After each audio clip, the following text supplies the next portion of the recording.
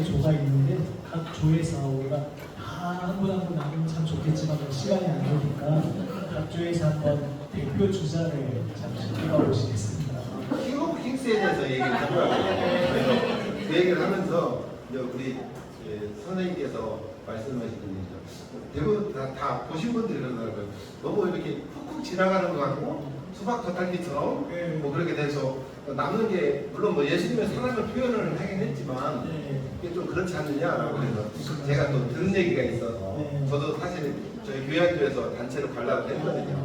그래서 저도 보고 나서 여러 가지 이제 찾아보고 막 그러다가 보니까 그 감독님이 그러셨다고 그러더라고요. 이게 믿는 사람들 위주보다는 기존의 기독교 영화들이 그들만의 영화, 믿는 사람들끼리만 볼 수 있는 영화처럼 돼버려가지고 본인이 그거는 나름대로 복음을 전하고 사랑을 전하고 이러는 거에는 좀 안 맞지 않느냐. 그래서 본인은 그 사랑에 초점을 둬서 복음적인 거는 조금 제껴놓더라도 예수님의 사랑을 올바로 전하고 싶었고 그래서 영화를 그렇게 만들었다. 10년에 걸쳐서 고민하면서 만들었다라고 얘기를 하시더라고요. 근데 여기 보면은 믿는 사람들보다는 믿지 않는 사람들 또는 초신자들 그래서 보편적으로 볼 수 있어서 예수님을 알리는데 예수님의 사랑을 알리는데 초점을 넣었다 해서 그렇게 생각하니까 좀 그런 면도 있겠구나. 그래서 한번 안 보신 분들은 한번 보셨으면 좋겠고 그래서 연구하는 데도 좀 표현을 했으면 괜찮을 것 같습니다. 이상입니다. 예, 감사합니다. 네, 박수. 네, 그 옆에 이제 말씀해주신 것처럼 이 넷플릭스 보여주신 걸 다 저희가 처음 본 거여갖고 본 적 있냐 이런 얘기를 자연스럽게 하면서 킹 오브 킹스도 나왔고 다른 기독교 영화를 하면서 저희 안에서 조금 다른 측면에 나는 거는 도움이 되고 좋은 부분도 있지만 항상 그런 영화를 볼 때 성경이랑 조금 어긋나는 픽션과 넌픽션이 이렇게 섞이잖아요. 그래서 그런 것들을 좀 분별해서 볼 수 있는 눈도 필요하고 조금 이제 믿지 않는 친구나 초신자들을 만났을 때 그런 부분들에 대해서도 좀 설명해 줄 수 있는 어느 정도의 그 인식을 갖고 있는 부분도 필요한 것 같다라는 이야기를 나누면서 좀 다양하게 이야기를 나눌 측면이 있었고요. 개인적으로 저는 이제 질문을 썼는데 정리를 안 돼서 정리는 못 낼 것 같은데 구두로 한 번만 질문 드리면 신약 성경을 이해하면서 그냥 유대인이랑 이방인이 이제 계속 연결이 되잖아요. 근데 지금의 이제 유대인들이 신약 성경을 바라보는 관점은 과연 그들은 어떤지, 그러니까 안 믿는다, 메시아를 안 믿는다까지는 이미 인식을 하고 있지만 현대를 살아가고 있는 유대인은 신약 성경을 어떻게 바라보고 있는지 우리가 받아들이는 거랑 좀 다른 측면으로 바라보는 것은 어떤 부분이 있고 그들에게 어떻게 복음을 전하고 있는지가 좀 궁금한 요새였습니다. 성경은 어떻게 읽어야 돼요? 다들 이제 성경 읽을 때마다 말씀이 새롭게 보여지고 또 새롭게 다가오는 말씀들이 많이 있었다는 이야기를 하면서 저는 이제 지금도 저희 교회가 이제 좀 세례님의 예레미야 말씀을 하고 있거든요. 그래서 이제 일요일 말씀이라는 그 30장, 31장 들으면서 하나님께서 처음에는 이스라엘 백성들의 죄에 대해서 이제 말씀하시지만 나중에 이제 어떻게 이루하겠다는 말씀 하면서 하나님께서 우리를 항상 이루하시는 말씀을 주고 있다는 것에 대해서 감사하게 느낀다고 생각하면서 말씀을 나눴습니다. 위로의 하나님께 감사의 순조로 보내주시죠. 안녕하세요. 인천교회 문혜령 집사라고 합니다. 제가 모범생이라고 저를 뽑아주셨는데요. 네, 저희 조는 각자 다양하게 이제 받은 은혜를 가지고 나누었는데 특별히 제가 나누었던 부분은 이제 율법에 대해서 제가 묵상한 부분이 있어서 그거를 나누었는데요. 이제 담임 목사님께서 하시던 말씀 중에 율법은 나를 비추는 거울이다 이런 말씀을 해주셨는데 이거를 이제 제가 생각을 했을 때 어렸을 때 한 번쯤은 장난을 해봤을 것 같은데 거울로 이렇게 해가지고 침으로 이렇게 하면은 햇빛이 엄청 눈에 빠르게 들어갈 때가 있거든요. 그래서 거울로 남을 비추면 엄청나게 고통을 주지만 나를 비추면 전혀 고통스럽지 않잖아요. 그래서 율법을 기준으로 해서 나를 돌아봐야지 다른 사람을 판단하면 안 되겠다 이런 얘기를 나눴고요.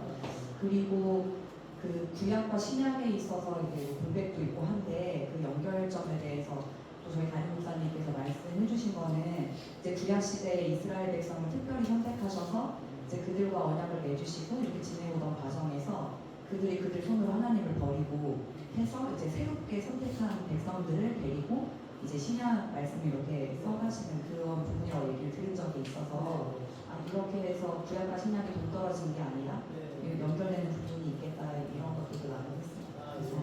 교회에서 배우고 계시는 예, 1조 안녕하세요. 인천교회 이재인 목사입니다. 인천교회 집사님이랑 저한테 포테스 준 것 같아서 저 정말 준비하지 않은 상태에서 일어나서 드릴 말씀이 없으세요.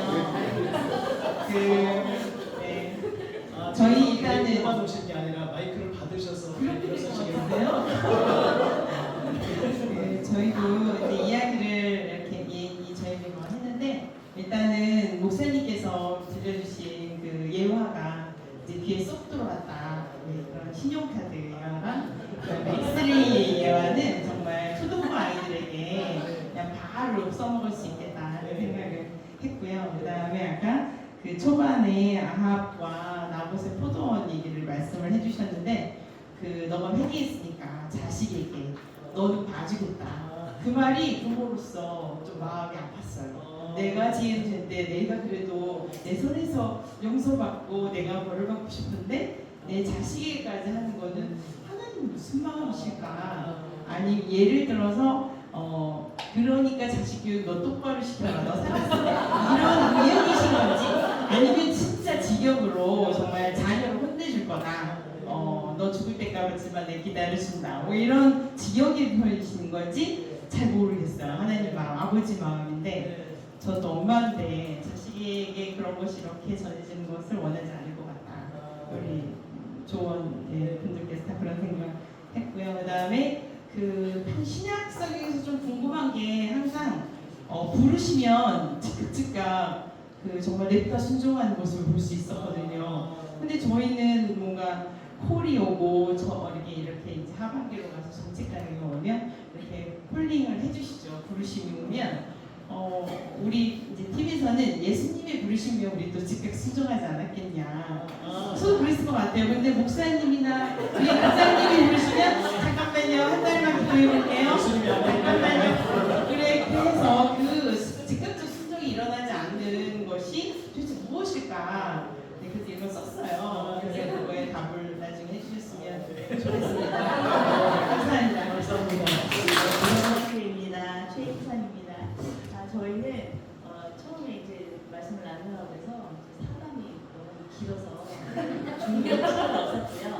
네, 처음에 이제 첫 말이가 목사님 신약을 이제 준비해 오셨는데 너무 광범위한 주제를 가지고 강의하시느라고 너무 고민 많이 하셨겠다라는 말씀을 나눴습니다.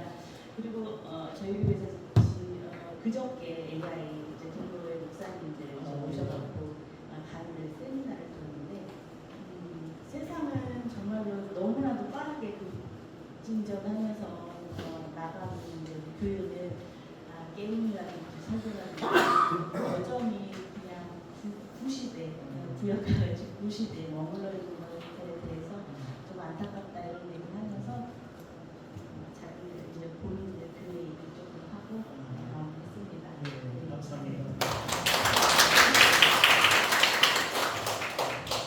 신약 성경을 전체적으로 범주를 나누면 복음서, 사도행전, 서신서, 계시록 이렇게 큰 네 가지 종류들이 있어요.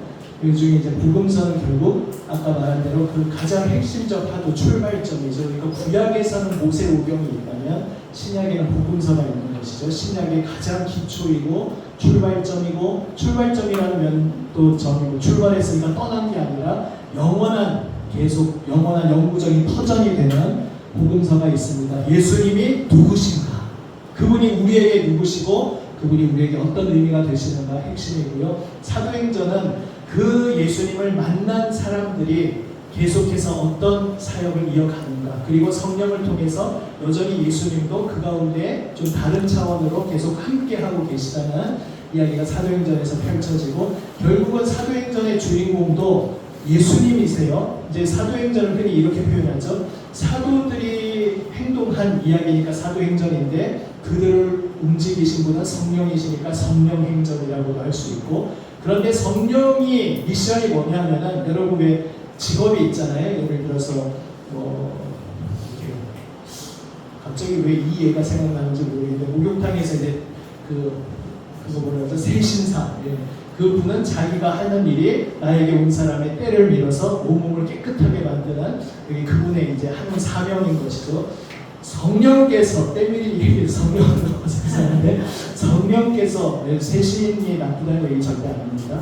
그러니까 이제 일반 직업 얘기를 하다가 성령 얘기로 비유를 하니까 좀 이상한데 성령께서 하시는 일이 있는데 그 핵심이 뭐냐면은 바로 예수님을 드러내기 위해 성령이 오셨어요. 그리고 사도들도 제자들의 사명도 그거였어요. 우리는 아까 본 앞부분만 흔히 집중할 수 있는데 예루살렘과 온 유대와 사마리아와 땅끝까지 이르러 근데 그 뒤에 더 중요한 말이 있죠. 그러면 내 증인이 되리라. 결국 핵심은 예수님이죠. 예수님의 증인이 되는 것이 이제 부활하신 예수님을 만난 제자들의 이후의 모든 삶의 핵심인 것이고 그들이 예수의 증인으로 살아갈 수 있도록 그들에게 찾아오셔서 그 일을 주동하시는 분이 또 성령님이세요. 그래서 결국 사도행전의 주인공도 예수님이신 것이죠. 예수님이 누구신지를 성령님과 제자들이 합력해서 계속 그 일을 이루어 나갔다.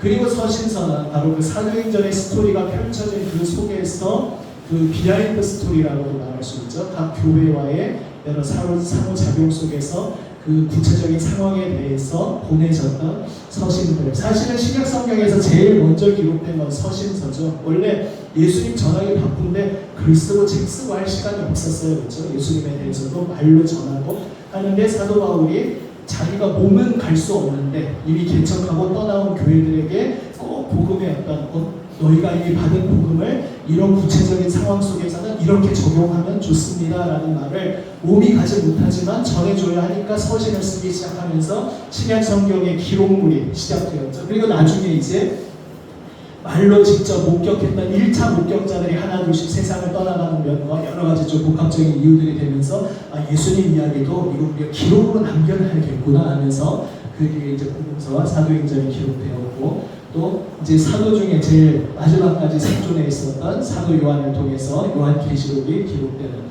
이제 전체적인 신약의 틀인데 그래서 서신서에서는 예수 역시 주인공은 예수님입니다. 우리가 예수님이 누구신지 고백하며 사는데 그 각 교회나 나의 삶에서 여러 가지 구체적인 상황들이 문제들이 생기는데 그 문제의 답도 오직 예수님밖에 없다는 걸 우리가 인정한다면 예수님의 십자가와 부활의 복음이 여기에서 다툼이 일어난 문제, 여기에서 어떤 성찬의 어떤 문제가 일어나고 남녀의 어떤 문제가 일어나고 이런 것들에 대해서 예수님이 어떻게 대답이 될 수 있을까 이런 것들을 이제 서신서로 기록이 되고 근데 마지막 결국은 예수님이 다시 오신다는 소망은 성경 전체에 스며들어 있는 주제지만은 그 다시 오실 예수님 특별히 교회가 로마 제국으로부터 극심한 핍박, 박해를 본격적으로 받고 있을 그때에 이 소망이 없으면 이들이 살 수가 없는 거죠. 예수님을 믿는 세상의 진리요 생명이신 그분을 믿고 있는데 아까 이미 왔지만 아직 기다려야 하는 하나님 나라. 이미 우리는 예수님의 충만한 생명의 부활의 능력을 경험하고 있는데 정작 내 삶의 자리에서는 많은 고난을 받고 심지어 죽음의 자리까지 넘겨지는 그 속에서 우리가 어떻게 다시 오실 예수님을 흔들리지 않고 계속 바라볼 수 있을까 이것을 준 것이 계시록이죠. 그래서 여러분은 뭐 다 아시겠지만 흔히 그냥 알려진 이미지로 요한계시록이라고 하면 어떤 세상 종말 심판에 대한 무슨 무시무시한 예언서 이런 이미지가 흔히 있지만 사실은 우리에게 소망을 주기 위한 책이죠. 여러분 힘들어도 끝까지 견디십시오. 주님이 결국 다시 오셔서 모든 것을 새롭게 하실 것입니다. 그분을 우리가 끝까지 기다릴 수 있어야 합니다. 이게 바로 요한계시록의 주제인 것이죠. 자, 이제 전체 그런 맥락 속에서 자, 복음서를 보시면 복음서가 4개가 있어요. 근데 4개의 복음서가 이제 어떤 사건들을 기록한 순서도 조금씩 다르고 또 무언가 강조하는 색깔도 되게 다른데 그걸 추상화로 비유할 수 있습니다. 한 인물은 그냥 동일한 인물을 그리지만 그 동일한 인물을 가운데 놓고 4명의 화가가 그 사람의 초상화를 그릴 때 4개의 추상화가 다 다르게 나올 수밖에 없잖아요. 그러나 동일한 분을 그린 것입니다. 그런 4개의 복음서가 서로 균형을 잡아주면서 우리에게 너무 복되게 선물로 주어져 있는데요. 자, 이제 각 책별 설명은 사실 이 2시간짜리 강의하면서 이걸 한다는 거는 이게 과격한 단어 사용하는데 좀 굉장히 어리석은 짓이 아니겠습니까? 그래서 제가 이 책을 하나 소개해 드릴게요. 손에 잡히는 신약 개론이라고 책 두께가 이 정도면 굉장히 은혜롭지 않습니까? 손에 잡히는 신약 개론. 제가 이거 사진을 찍어와서 보여드렸으면 좋았을 텐데 그냥 적으십시오. 손에 잡히는 신약 개론에서 출판사는 이제 영어인데 IVP라는 출판사에서 나온 손에 잡히는 신약 개론. 구약 개론도 참고로 있습니다만 손에 잡히는 신약 개론 보시면 여기에는 신약 성경 3구 27권의 각 책의 중요한 관점들, 특징들을 자세히 이야기하고 있고 2시간짜리 강의에서 그걸 제가 다 할 수가 없으니까 책을 소개해 드립니다. 복음서도 그래서 간단간단 언급하고 지나가면 원래 마태복음 전에 마가복음이 현재까지 학설로는 제일 먼저 기록되었다고 보통 생각을 해요. 그래서 마가복음은 그냥 이미 구전으로 전도를 통해서 예수님이 누구신지 각 세계 곳곳에 퍼져 있고 교회들이 세워지고 있고 이런 상황인데 자 이걸 하나의 글로 정리를 할 때 무엇을 내가 적어야 할까라고 할 때 마가가 기록한 그 정황은 아까 요한계시록하고 좀 비슷한데요. 예수님 참 진리이신 그분을 우리가 생명 바쳐 기쁨으로 따랐는데 예수님 믿는 나의 삶에서 벌어지는 실제 상황은 계속해서 고난을 당하고 심지어 죽임을 당하는 그런 어려운 일들이 계속 닥쳐온다는 거죠. 왜 그렇지? 내가 뭔가 잘못 믿어서 그런가? 예수님을 내가 믿은 게 잘못된 것인가? 그게 아니고 애초에 예수님 본인이 우리를 구원하신 여러분 사실 모르는 게 아니지 않습니까? 여러분 예수님 복음을 들었을 때 뭘 들었습니까? 예수님이 우리를 위해 고난받고 십자가에서 죽으심으로 우리 죄를 씻어주시고 부활 승리하셨다는 것, 죽음으로써 섬김으로써 고난받으심으로써 영광 받으시고 구원 받으셨다는 것 우리가 이미 복음으로 듣고 아시잖아요. 그 예수님을 믿고 따르는 우리 모든 성도들도 그분의 길을 똑같이 따르도록 부름받은 겁니다. 라는 이 제가 한 방금 짧은 말을 쭉 예수님의 일대기를 펼치면서 그 이야기를 녹여낸 것이 마가복음이라고 할 수 있죠. 그래서 마가복음은 하나님의 아들이라는 건 당연히 전제인데 역설적으로 연결될 수 없는 것 같은 그분이 고난받는 왕으로 오셨다. 마지막에 십자가에 처참하게 비참하게 못 박혀 매달려 죽으셨는데 바로 그 매달려 죽은 십자가가 바로 주님께서 승리하신 자리다라는 그 역설을 말하면서 그러니까 우리가 예수 믿으며 고난받지만 낙심하지 맙시다. 예수님이 내가 살아가는 오늘 우리 21세기로 말하면 직장에 출근하고 거기에서 일어나는 온갖 일들은 내가 주일에 가서 교회에서 기분 좋게 들었던 그 성경의 이야기하고는 너무 동떨어진 세상을 사는 것 같아요. 살아계신 하나님이 내가 일하고 있는 직장에는 전혀 흔적조차 느껴지지 않는 것 같은 그러한 것이 고민일 때에 마가복음을 읽으라 이렇게 이제 마가가 기록했다는 것이죠. 그리고 순서는 원래 마태복음이 처음 나오는데 이제 보통 생각합니다. 왜 지금 마태, 마가, 누가, 요한으로 순서가 되어 있냐면은 초창기에는 교회에서 그 순서로 기록되었을 거라고 생각했어요. 근데 나중에 이제 좀 연구가 진전되면서 오늘날은 마가복음이 가장 먼저 기록되었다고 바뀌었는데 그래서 처음에 알려진 그 순서대로 이제 복음서 순서가 잡혀 있고요. 마태복음은 그 마가복음이 잡고 있는 기본 전제를 당연히 같이 공유하면서 그런데 특별히 유대인을 염두에 두고 기록했어요. 근데 유대인의 비위를 맞춘다는 면이 아니라 유대인이 정작 예수님을 제일 알아보고 예수님을 가장 먼저 맞아들였어야 하는데 유대인 대다수가 오히려 예수님을 반대하고 핍박한 도대체 이 이상한 상황이 왜 벌어졌는가 이걸 쭉 펼치고 그럼에도 불구하고 그 속에서도 소수의 유대인은 예수님을 믿었고 그 속에서 이제 예수님의 그 복음이 어떻게 온 열방으로 천하 만민에게 퍼져가게 되는지 그 시작 지점까지를 이야기하는 데에 마태복음이 초점을 맞추고 있죠. 그래서 다윗의 아들이 메시아라는 뜻이잖아요. 그분이 바로 우리 유대인들이 기다리던 메시아다. 그리고 모세하면 유대인들이 껌뻑 죽는데 모세는 궁극적인 구원의 통로가 아니었고 새 모세로서 예수님이 오신 것이다. 이분이 참 구원이다. 이렇게 유대인에게 어필할 수 있는 그런 여러 가지 표현을 마태복음이 기록하고 있다는 것이죠. 특별히 이제 제가 지금 마태, 마가, 누가, 요한을 이야기하면서 약간 이걸 염두에 두고 말씀을 드려요. 여러분 어느 정도 성경 공부하셨으면 그런 거 많이 들어보셨을 겁니다. 마태, 왕, 마가, 소, 마태 사자, 마가 소, 아니면 종, 누가는 사람, 그리고 인자, 요한은 독수리, 또 영적인 이거는 많이 들어서 아실 텐데 그게 결국 무슨 의미냐는 거죠. 그게 나랑 무슨 관계가 있느냐는 걸 제가 지금 좀 말씀을 드리는 겁니다. 그래서 마가는 종으로 오신 하나님의 아들을 말하는데 고난받는 우리 상황 속에서 그 고난을 이겨내자는 메시지가 있는 것이고, 마태는 왕으로 오신 예수님을 말하는데 왕으로 오셨구나, 그게 아니라 바로 메시아를 말하는 것이고, 그런데 다윗이 가장 좋은 모형으로 보여졌듯이 원래 유대인의 세계에서 왕이라고 하는 것은 위에서 군림하는 자가 아니라 진짜 왕이신 하나님의 말씀 앞에 자기가 먼저 1차적으로 엎드려 복종하면서 참된 왕이신 하나님께 복종하는 자로서 하나님의 백성을 대신 맡아서 청지기로서 잘 돌보는 그런 관리인 역할을 하는 것이 유대인들의 왕의 개념이거든요. 그 궁극적인 완성으로 메시아가 오셨고, 그래서 메시아라는 말은 뭐하고 동의하냐 하면은 목자라는 말과 통하는 말인 거예요. 메시아로 왕으로 오신 그분은 다시 말해 우리를 향한 긍휼을 품고 목자로 오셨다. 이런 관점을 가지고 여러분이 마태복음을 쭉 통독을 해보시면 마태복음에서 특별히 그 백성들을 마태복음 9장에 불쌍히 여기신, 그 불쌍히 여기신다는 게 우리 말로 말하면 애간장을 먹인다, 애가 끊어진다라는 그런 거와 의미가 통하는 단어거든요. 예수님이 오셔서 목자 없이 방황하는 양들 같은 백성들을 보면서 가슴이 끊어지는 것 같은 그러한 고통을 느끼셨는데 긍휼로 나의 멍에를 메고 내게 배우라. 나중에 부활하셔서 말씀하시잖아요. 내가 명한 것을 가르쳐 지키게 하라 했는데, 지킨다는 말이 복종하게 하라는 거거든요.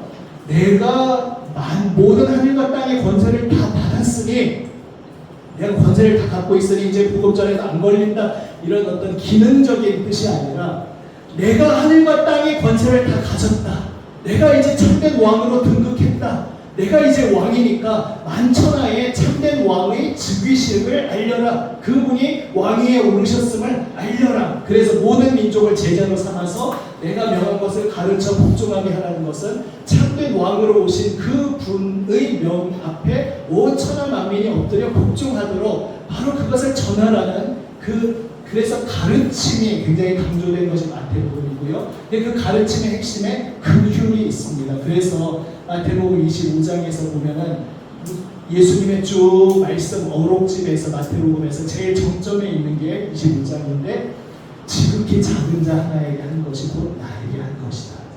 바로 그 말씀. 바로 예수님이 긍휼로 그 심장이 끊어지는 듯한 그러한 아픔으로 나를 불쌍히 여기시고 나를 긍휼히 여기셨듯이 우리도 서로를 긍휼의 마음으로 대하는 것이 바로 내가 명한 것을, 예수님의 명한 것을 복종하는 삶, 바로 긍휼의 삶이 예수님 말씀에 복종하는 삶이라는 것이죠. 자, 이런 속도라면 다 나가지 않으니까 이건 왜 마지막 결론에 이어지기 때문에 제가 조금 강조해서 말씀드렸고요. 이제 지금 빨리빨리 지나갑니다. 누가복음은 만천하에 활짝 열린 만민의 구주라는 것을 특별히 강조하고 있습니다. 그리고 흥미로운 것은 예수님이 사역을 하셨지만 그분이 성령의 능력으로 사역하셨다는 걸 특별히 강조하는데, 그거는 아시다시피 누가복음 저자의 다음 시리즈 작품이 있습니다. 뭐죠? 사도행전이죠. 그렇죠? 사도행전은 뭐냐면 예수님은 승천하셔서 더 이상 우리 인간의 눈에는 안 보이지만 계속해서 우리가 그분의 바톤을 이어받아 일해야 된다는 것인데 우리 힘으로 할 수 없죠. 성령의 능력으로 하는 건데, 예수님도 사실은 예수님은 우리와 비교할 수 없는 창조주시지만 우리와 같은 인간으로 오신 분으로서 그분도 성령의 능력으로 일하셨고 우리도 그분 따라 성령의 능력으로 일하는 것이다. 이 연장선을 강조하기 위해서 누가복음은 특별히 예수님이 성령의 능력을 힘입어서 일하셨다는 것을 다른 복음서 같은 부분을 이야기하고 있는 걸 딱 비교를 해봐도 확실히 부각시키고 있다는 걸 알 수가 있고요. 특별히 또 기도를 강조합니다. 역시 같은 맥락이죠. 성령의 능력으로 살아가기 위한 길은 이제 기도하는 건데, 그래서 예를 들어 제 대표적인 게 예수님께서 세례받고 땅에 올라오셨더니 성령의 비둘기 같이 임하셨다. 마태 누가는 그렇게 말하는가? 마태 마가는 그렇게 말하는데, 누가는 예수님이 세례받고 올라오셔서 기도하실 때라고 굳이 기도라는 말을 넣고 있어요. 그런 식으로 누가는 좀 더 우리가 성령의 능력으로 살아가려면 예수님처럼 기도해야 한다. 마태 마가도 당연히 그걸 기본으로 깔고 있지만 좀 더 강조를 하고 있다. 뭐 이런 식으로 오늘 다 말할 수 없지만 이런 것들을, 이런 책들을 참조하시면서 좀 알고서 마태 마가 누가를 읽으면 좀 더 입체적으로 재미나게 읽으실 수 있다라는 맛배기로 소개만 해드리고요. 특별히 가난한 자에 대한 관심이 또 많고, 특별히 오늘날 원래 PC 정치적 올바름이 좋은 의미로 시작됐고, 요즘 뭐 영화나 작품 만드는 데 있어서는 PC로 만들어서 영화가 망한다는 그런 또 비판도 나오고 또 너무 극단적인 또 페미니즘 때문에 또 이렇게 빈축을 사기도 하는데, 이제 원래 PC의 원조가 누가복음이죠. 정확히 학문적으로 따지면 말하자면, 그래서 이제 남성 위주로 그때만 해도 돌아갔던 유대 사회 속에서 예수님이 오시면서 여성들에게 얼마나 많은 무게 중심축이 가고 있었는지 실제로 그러했는데, 마태와 마가가 쓱 지나쳤던 부분을 누가는 좀 더 부각시켜서 여성들이 활동했던 것들을 좀 더 많이 부각시키고 있는 것도 또한 누가복음입니다. 자, 넘어가고요. 요한복음은 앞에 세 복음서하고 확실하게 좀 다르죠. 앞에 마태, 마가, 누가는 소위 공관복음이라고 해서 약간씩 순서가 바뀐다든지 여기는 있는데 여기는 없고 조금씩 있지만 전체적인 큰 틀은 비슷해요. 마치 우리 되게 웃긴 그 어린이 대회 이런 데 나가면 우리 친구들이, 저희 교회 이제 친구들이 그랬더라고요. 그 교회 온 지 얼마 안 된 친구들이 특히 그랬는데, 우리 교회에 대해서 자랑을 쓰세요 했는데 몇 년 전 일입니다.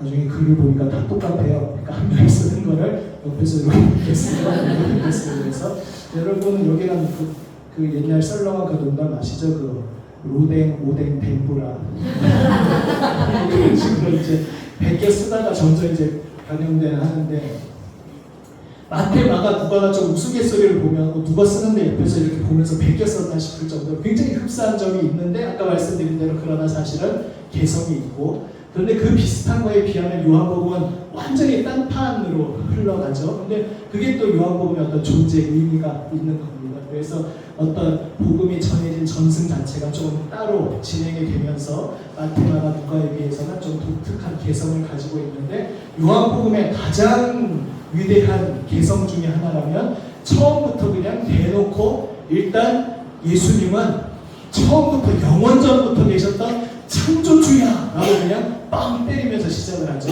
마태, 마가, 누가도 결론적으로는 그걸 말하고자 해요. 근데 마태, 마가, 누가는 처음부터 대놓고, 예를 들어 내가 누구 마음에 들었어요. 그럼 서서히 빌드업을 해야 되잖아요. 이렇게 괜히 한번 뭐 챙겨주기도 하고, 괜히 한번 뭐 아무렇지도 않은 척하면서 문자도 하나 보내보고, 그 한 사람한테 선물을 주고 싶어서 뭐 발렌타인데이나 화이트데이 때 괜히 딴 사람들까지 다 주면서 뭐 웃겨서 하는 짓이라든지 있으니까, 그런 빌드업을 하다가 나중에 적절한 때가 되면 이제 고백을 하는, 이런 게 이제 마태, 마가, 누가가 예수님에 대해서 소개하는 거라면, 요한복음은 그냥 처음 시작하자마자 야, 나 너를 사랑해 해놓고, 그래서 처음에 당황해서 도망갔는데 그 다음에 이제 차근차근 설득하는, 조금 비유가 좀 웃기지만 좀 그런 스타일의 요한복음이라고 할 수 있겠습니다. 그래서 처음부터 태초부터 영원전부터 계신 분이 있었어. 그분이 사람이 되어 오신 분이 예수님이라고 이야기하면서 하기 때문에 그 부분이 또 우리에게 굉장히 깊이 와닿는 부분이 있는 거죠. 그래서